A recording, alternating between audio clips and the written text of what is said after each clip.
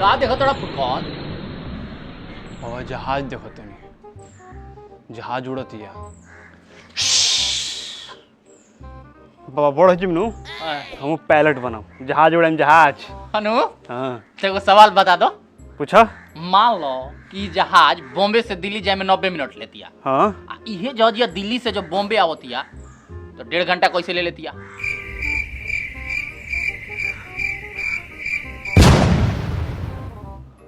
बाबा पछुआ आवा तेज होई यही से।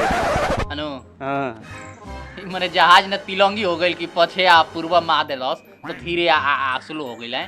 मरी ना जब तिलंगी में हवा मारला तो इन्होंने भाग ले तो जहाज ना भागिए ना मने। हाँ ठीक है कहत हाँ। तो तने अब की जहाजिया में एगो लाम पोंछ बांध के उड़ा दिया ठीक बा। हम पायलट तू बनब जरूर बनब हम वही में उड़ब जहाज में। गलत कहानियाँ का